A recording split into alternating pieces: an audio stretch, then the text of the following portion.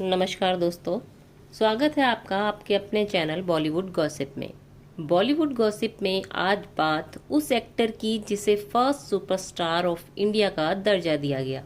आप सही समझे, हम बात कर रहे हैं काका की, यानी राजेश खन्ना की और उनकी पत्नी डिम्पल कपाड़िया की।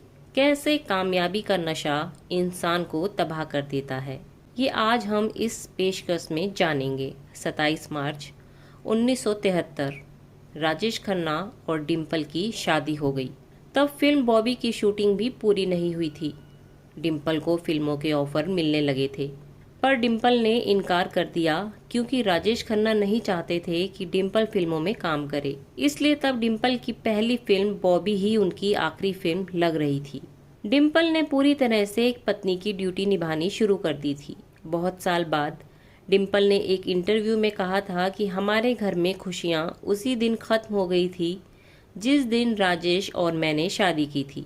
सबका यही सवाल था कि शादी से पहले 5 महीने वो एक दूसरे से खूब मिलते जुलते रहे, तब उन्हें एक दूसरे के बारे में कुछ भी नहीं पता चला।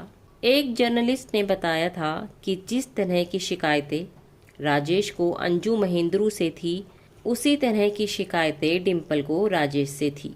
वैसे तो सभी लोग राजेश और अंजू महेंद्रू के रिश्ते से वाकिफ हैं, पर जो नहीं जानते उन्हें बता दे कि अंजू महेंद्रू राजेश खन्ना की गर्लफ्रेंड रह चुकी थी। डिम्पल ने बताया कि मैं कहीं भी जाती थी तो लोग मेरी तारीफ करते थे, पर राजेश ने मेरी तारीफ कभी नहीं की। क्या उसे मैं नजर नहीं आ रही थी? बॉबी की रिलीज के बाद हर जगह डिम्पल की तारीफ हो रही थी, उनके काम की तारीफ हो रही थी, पर राजेश खन्ना के मुंह से उनके लिए तारीफ का एक शब्द भी ना निकला। शादी के बाद राजेश का पहला जन्मदिन था और डिम्पल ने उसी तारीख यानी 29 दिसंबर 1973 को एक बेटी को जन्म दिया। राजेश खन्ना ने अपनी बेटी के प्यार का नाम रखा टीना, जिसे हम ट्विंकल खन्ना के नाम से भी जानते हैं। डिम्पल फिल्मों में काम करना चाहती थी, पर काका ऐसा नहीं चाहते थे। राजेश खन्ना ने इन सब बातों को गलत ठहराया और यही कहा कि डिम्पल को फिल्मों में इंटरेस्ट नहीं था, वो सिर्फ मेरी पत्नी बनना चाहती थी और कुछ नहीं। शादी को 3 साल बीत गए और डिम्पल को ठीक से समझ नहीं आ रहा था कि क्या उन्होंने काका से शादी करके ठीक किया या गलत। डिम्पल अभी इस कश्मकश से निकल भी नहीं पाई थी कि 27 जुलाई 1977 को उन्होंने अपनी दूसरी बेटी को जन्म दिया। नाम रखा गया रिंकी। राजेश खन्ना के खास दोस्त प्रशांत ने बताया था कि काका चाहते थे कि उनकी दूसरी संतान एक लड़का हो, इसलिए जब लड़की हुई तो शुरू में वो थोड़े अपसेट भी रहे, पर बाद में वो अपनी छोटी बेटी को भी बहुत प्यार करने लगे। ये वो समय था जब काका की फिल्में चल नहीं रही थी। काका परेशान और चिड़चिड़े रहने लगे थे। डिम्पल ने अपने एक इंटरव्यू में बताया था कि राजेश और मैं बालकनी में बैठे होते और काका कुछ नहीं कहते, बस सिगरेट पे सिगरेट पीते रहते। मैं चाहती थी कि वो अपनी परेशानी मेरे से शेयर करे, पर वो कभी मुझसे कुछ शेयर नहीं करते। उन्होंने अपनी आखिरी सिगरेट पी और उसे एस्ट्रे में बुझाते हुए मेरी तरफ देखा और पूछा, बच्चे कैसे हैं, क्या वो सो गए? इसके अलावा उन्होंने मुझसे कभी कुछ नहीं कहा। वो जब भी बात करते बस बच्चों के बारे में ही पूछा करते थे। धीरे धीरे झगड़े बढ़ने लगे। इन सब झगड़ों से परेशान होकर डिम्पल आशीर्वाद छोड़कर अपने पिता के यहाँ चली गई। काका किसी फिल्म की शूटिंग के सिलसिले में 1 महीने के लिए कश्मीर चले गए। 1 महीने के बाद वो जब लौटे तो सीधे डिम्पल के पास गए। जब डिम्पल राजेश की बाहों में आई तो उसे लगा कि यही वो इंसान है मैं जिससे प्यार करती हूँ। वो राजेश के साथ वापस आ गई। उसे लगा कि अब सब ठीक हो जाएगा, पर ऐसा कुछ हुआ नहीं।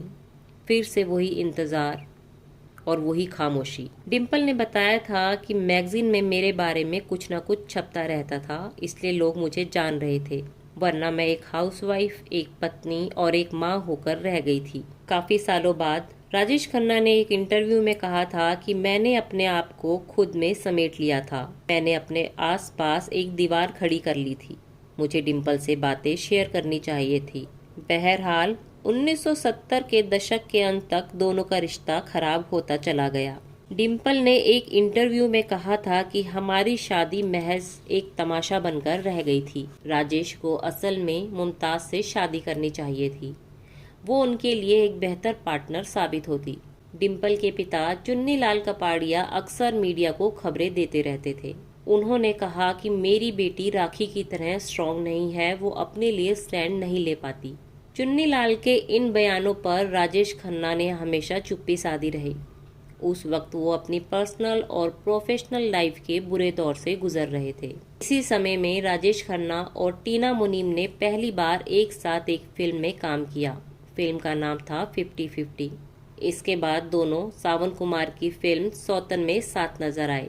सौतन की शूटिंग मॉरिशस में चल रही थी। डिम्पल भी साथ थी। राजेश और टीना की ऑन स्क्रीन और ऑफ स्क्रीन अच्छी केमिस्ट्री बन रही थी, जो डिम्पल को भी नजर आ रही थी। एक दिन जब राजेश अपने होटल के रूम में पहुंचे तो उन्हें डिम्पल कहीं दिखाई नहीं दी।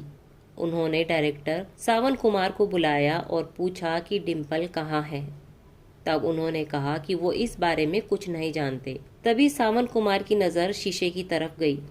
उन्होंने काका से कहा कि देखो वहाँ कुछ लिखा है। जब उन्होंने पढ़ा तो लिपस्टिक से वहाँ लिखा था कि I love you but good bye. इस बात से जाहिर था कि डिम्पल मॉरिशस छोड़कर इंडिया के लिए निकल गई, और वो सिर्फ होटल का रूम ही नहीं बल्कि राजेश का घर उनकी जिंदगी से चली गई और फिर कभी राजेश के घर वापस नहीं आई। हाँ, टीना मुनीम जरूर काका के घर रहने लगी थी। राजेश खन्ना ने पहले अंजू महेंद्रू पर पाबंदियां लगाई, फिर डिम्पल पर भी वही सब किया। नतीजा दोनों काका को छोड़कर चली गई। काका का घर छोड़ने के बाद डिम्पल आज़ाद थी। उन्होंने अपनी नई पारी की शुरुआत की सोची और फिल्मों में काम करने का फैसला लिया और बहुत कामयाब भी रही। राजेश खन्ना ने एक इंटरव्यू में कहा था कि मैंने डिम्पल से कहा था कि शादी तो तोड़ ली पर दोस्ती मत तोड़ना। वो मेरे बच्चों की माँ है। हमारे बीच बहुत सी यादगार पल हैं। गलती मेरी ही थी। समय के साथ दोनों का दोस्तों की तरह मिलना जुलना शुरू हो गया और एक वक्त ऐसा भी आया जब राजेश खन्ना, अंजू महेंद्रू और डिम्पल कपाड़िया साथ में वक्त बिताने लगे।